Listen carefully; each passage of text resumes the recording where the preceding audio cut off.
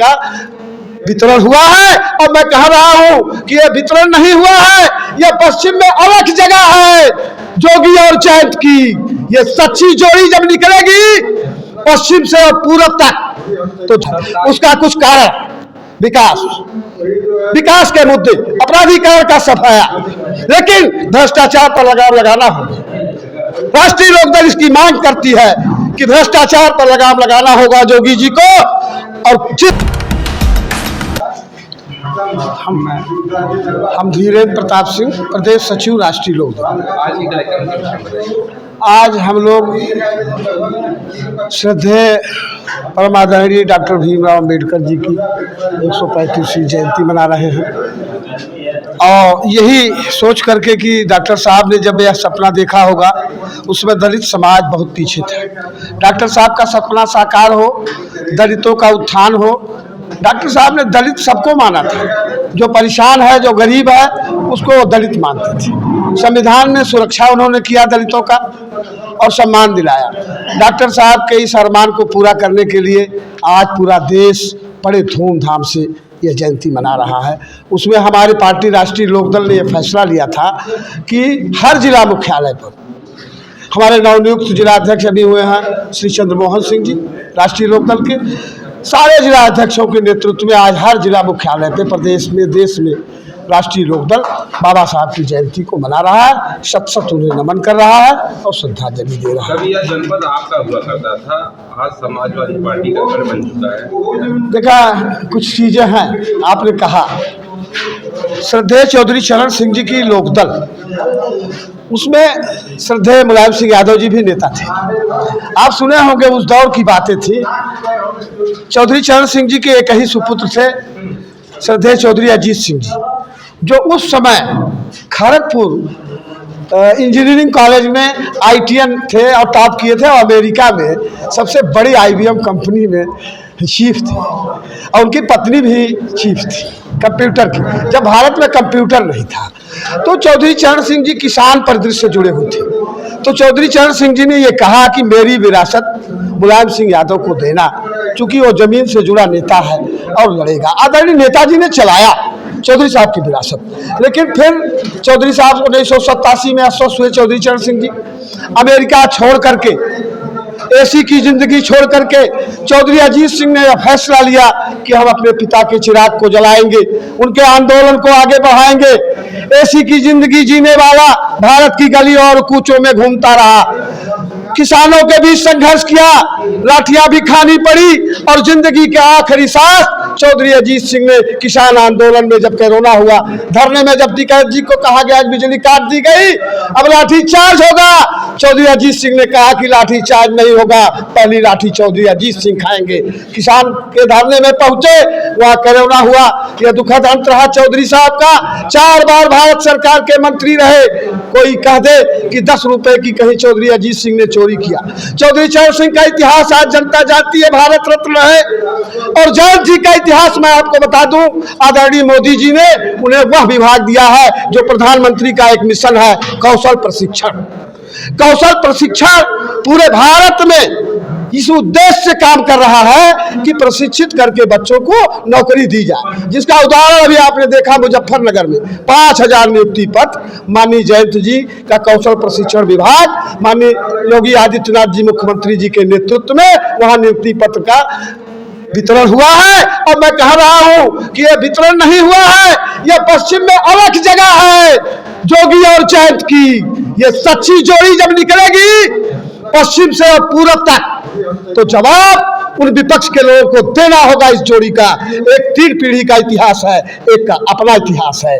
इसका जवाब 1927 के चुनाव में जनता फैसला करेगी। और मैं वादा कर रहा हूं आपसे कि ईमानदारी की बदौलत यह NDA गठबंधन तीसरी बार सत्ता में आने जा रही है। आम जनता भी यह मान चुकी है कि इस समय NDA गठबंधन को नहीं हराया जा सकता है। उसका कुछ कारण विकास के मुद्दे, अपराधीकरण का सफाया, लेकिन भ्रष्टाचार पर लगाम लगाना होगा। राष्ट्रीय लोकदल इसकी मांग करती है कि भ्रष्टाचार पर लगाम लगाना होगा जोगी जी को। और जिस जिले का DM और SSP गड़बड़ हो, उसे हटाना होगा, क्योंकि नजदीक चुनाव है। कुछ अधिकारी पार्टी को बदनाम करने के लिए गलत निर्णय ले रहे हैं और जिले में अफरा तफरी है। कुछ ऐसी घटनाएं भी घटी है जिससे विश्वास हट रहा है इन अधिकारियों से। तो ऐसे लोगों को अगर रखना है तो ये काम में अपने सुधार लाना है, नहीं तो इनको कहीं आप और भेज दो। आजमगढ़ की धरती बड़ी संघर्षशील धरती रही है। आजमगढ़ में राम नरेश यादव जी को मुख्यमंत्री दिया, राष्ट्रीय लोकदल ने दिया। मोहम्मद मसूद खान साहब यहाँ 4 बार कैबिनेट मंत्री रहे, राष्ट्रीय लोकदल ने दिया। राज्यसभा भेजा, एमएलसी बनाया। एक ईमानदारों की फहरिस्त रही है। राष्ट्रीय लोकदल की जड़ें आज भी यहाँ है, चाहे उसका लाभ नेताजी का परिवार ले, चाहे चौधरी साहब का परिवार ले। आज वह लाभ चौधरी चरण सिंह की ही देन है, जो आज सपा और राष्ट्रीय लोकदल उत्तर प्रदेश में खड़ी है। आप इस समय भारतीय जनता पार्टी के साथ गठबंधन में, और जो है 27 चुनाव है, 27 में, और उस चुनाव में क्या आपके आजमगढ़ सीट से कितनी सीटें भारतीय जनता पार्टी के खाते जा सकती हैं? देखिए, हम 30 सीटों की मांग किए थे, लेकिन जब अभी 15 मार्च को देवरिया में रैली हुई तो यह संकेत दिया गया, हमारा ये राष्ट्रीय नेतृत्व फैसला लेता है। हमने 53 सीटें मांगी हैं एनडीए गठबंधन कि राष्ट्रीय लोकदल 53 सीटों पर चुनाव लड़ेगी। उसमें यह चिन्हित किया गया है, क्योंकि चौधरी चरण सिंह जी कहते थे बागपत छोड़ सकता हूं, आजमगढ़ नहीं। क्योंकि आजमगढ़ ने राष्ट्रीय लोकदल ने मुख्यमंत्री दिया राम नरेश यादव जी को, मौलवी मसूद खान जैसे नेता को पैदा किया, तो बागपत छोड़ सकता हूं, आजमगढ़ नहीं। तो जयंत जी का भी यह विचार है कि हम एक सीट पर यहां चुनाव लड़ेंगे। अभी हमारे नए अध्यक्ष जी हुए हैं, हमारे पुराने अध्यक्ष आदरणीय महमूद खान साहब मंडल अध्यक्ष बनाए गए हैं। अब सारे लोग, पार्टी के वरिष्ठ लोग बैठ करके यह चिन्हित होगा और एक सीट पर यह निश्चित तौर पर राष्ट्रीय लोकदल की दावेदारी यहाँ मजबूती से जयंत जी ने रखा है कि हम यहाँ अपना झंडा एनडीए गठबंधन में चलाएं। एक फेक एनकाउंटर की बात चल रही है आजमगढ़ में, उस पर क्या राय है? यह काउंटर गलत किया गया है, यह कहीं न कहीं से काउंटर प्रेरित रहा है। हम कहते हैं अपराधी के अपराध पर लगाम लगना चाहिए, अगर वह गलत है तो उसे जेल जाना चाहिए, सजा होनी चाहिए, लेकिन जो सजा दी गई है वो गलत है, तरीका गलत है।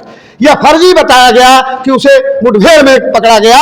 यह गांव पूरा कह रहा है, इलाका कह रहा है, 4 साल का बच्चा कह रहा है कि घर से उठा करके ले गए और इन्होंने फर्जी इनकाउंटर किया, जिसमें हमारे एसएसपी डॉक्टर अनिल कुमार मीणा जी जब यहाँ आए तो आप लोग तो मीडिया से जुड़े हैं, आप लोग सुने होंगे कि एनकाउंटर गुरु कहे गए कि सबसे तेज तर्रार वरिष्ठ पुलिस अधीक्षक यहाँ आए हैं आजमगढ़ में। लेकिन मैं यह कहता हूँ आदरणीय अनिल कुमार मीणा जी से कि आप अगर जनपद को चलाना चाहते हैं तो ऐसे जघन्य अपराधों को कतई संरक्षण मत दीजिएगा, और अगर आप दे रहे हैं तो यह आपका नैतिक कर्तव्य बहुत ही बुरा इतिहास लिखेगा आजमगढ़ में, जब राजनीतिक पार्टियों को आपके खिलाफ आंदोलन करने के लिए सड़क पर आना होगा।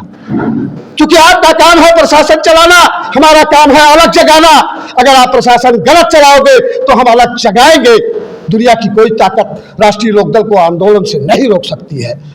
जय हिंद, जय राष्ट्रीय लोकदल। एक सवाल, आखिरी सवाल है कि आज 14 अप्रैल है, बाबा साहब की जयंती है, और आज भी समाज में कहीं ना कहीं छुआछूत जैसी प्रवृत्तियां हैं, ऊंच नीच और भेदभाव जैसी है, इस पर आपकी क्या राय है? देखा, आज भी कुछ ऐसी संस्कृतियां बढ़ गई हैं कि हम धर्म, मजहब, जात पात से जुड़े रहे। यह हमारे समाज के लिए घुन की तरह, जैसे गेहूं में घुन पड़ जाए। हम भारत के नागरिक हैं, हम सारे लोग एक हैं। हमको यह प्रयास करना होगा कि सरकार दलितों, दबे कुचले लोगों के लिए, जो अल्पसंख्यक हैं, सबके लिए कुछ ऐसा विचार करे कि इनका भी समाज में बराबरी का हक मिले और बाबा साहब का सपना ये साकार हो कि दलित भी समाज में सम्मान मिले। बाबा साहब ने संविधान में सुरक्षा दिया है, वह सुरक्षा हमारे समाज के लिए एक बहुत बड़ा आधार है। हर सरकार को बाबा साहब की नीतियों को मानना पड़ेगा और उनके संदेश पर चलना पड़ेगा।